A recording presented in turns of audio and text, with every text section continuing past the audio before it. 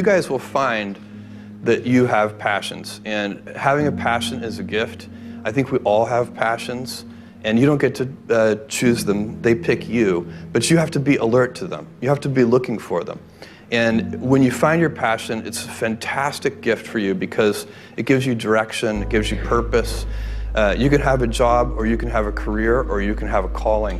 And the best thing is to have a calling. And if you find your passion, you'll have that, and all your work won't feel like work to you. Many kids and many grown-ups do figure out over time what their passions are.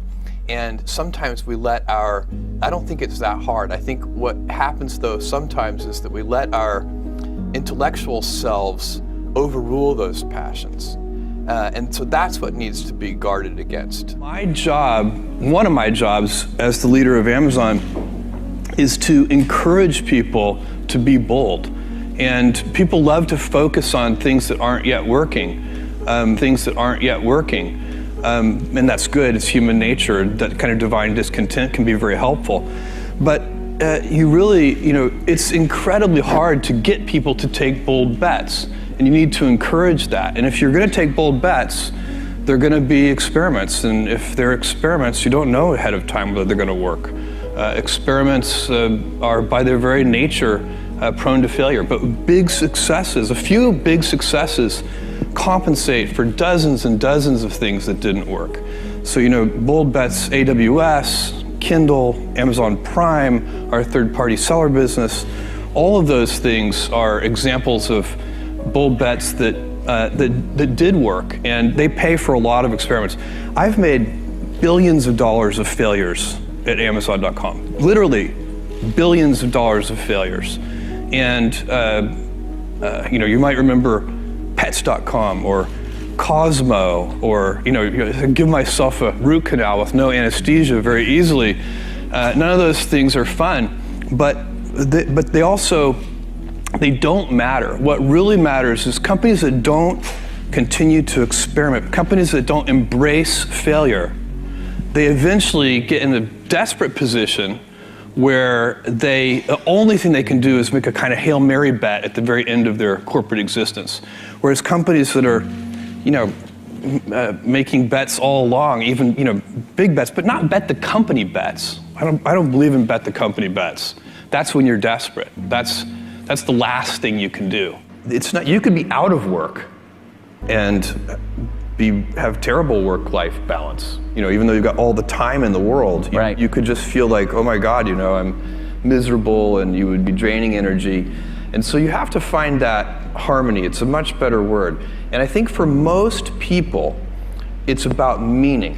People want to know that they're doing something interesting and useful. And for us, because of the challenges that we have chosen for ourselves, we get to work in the future, and it's super fun to work in the future for the right kind of person. You need to be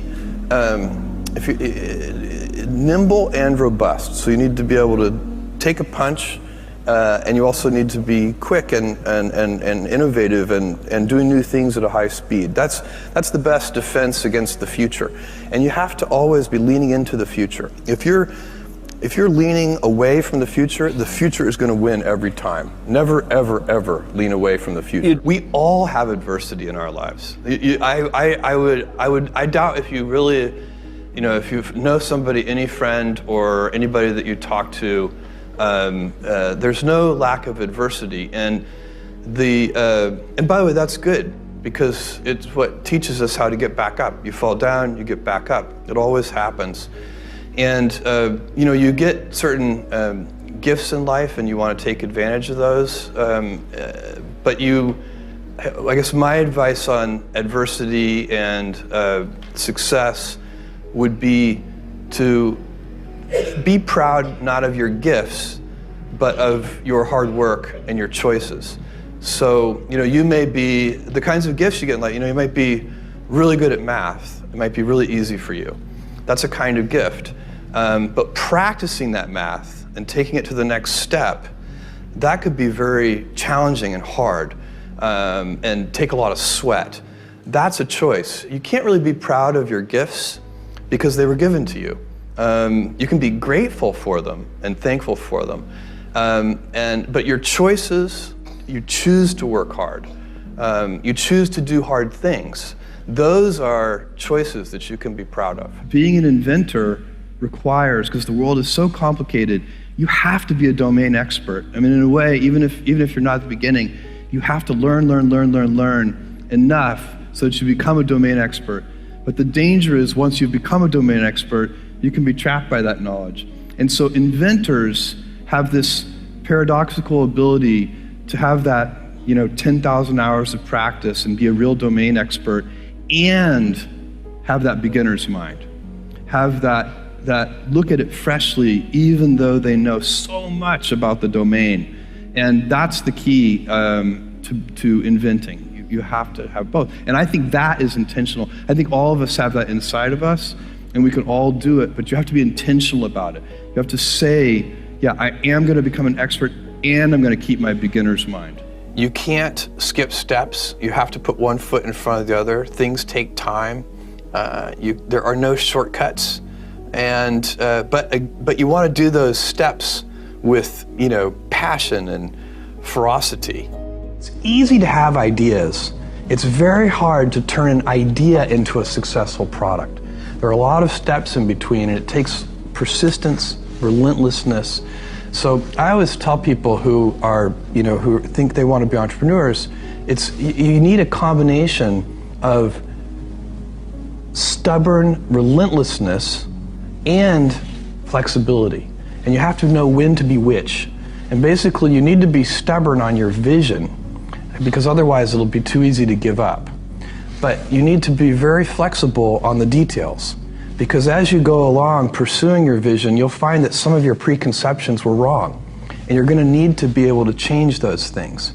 So I think taking an idea successfully all the way to the market and turning it into a real product that people care about and that really improves people's lives is a lot of hard work.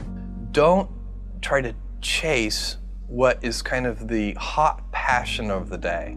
I think we actually saw this, I think you see it all over the place in many different contexts, but I think we saw it in the internet world quite a bit, where at the sort of peak of the sort of internet mania in say 1999, you found people who were very passionate about something. They kind of left that job and decided, I'm going to go do something in the internet, because it's it was almost like the the 1849 gold rush in a way. I mean, you find that people, if you go back and study the history of the 1849 gold rush, you find that at that time, everybody who was within shouting distance of California was, they might have been a doctor, but they quit being a doctor and they started panning for gold. And that almost never works. And even if it does work, according to some metric, financial success or whatever it might be, I suspect it leaves you ultimately unsatisfied. So you really need to be very clear with yourself. And I think one of the best ways to do that is this notion of projecting yourself forward to age 80, looking back on your life and trying to make sure you've minimized the number of regrets you have. That works for career decisions, it works for family decisions. Do you want, I have a 14-month-old son, and it's very easy for me to, if I think about myself when I'm 80, I know I want to watch that little guy grow up. And so I don't want to be 80 and think, shoot, I missed that whole thing and I don't have the kind of relationship with my son that I wished I had, and so on and so on. So if you think about that, so I guess another thing that I would recommend to people is that they always take a long-term point of view. And I think this is something about which there's a lot of controversy. There's a lot of people, and I'm just not one of them, believe that you should live for the now. I think what you do is you think about the great expanse of time ahead of you and try to make sure that you're planning for that in a way that's going to leave you ultimately satisfied. So this is just this is the way it works for me. And I mean, everybody needs to find that for themselves. So I think there are a lot of paths to satisfaction, and you need to find one that works for you.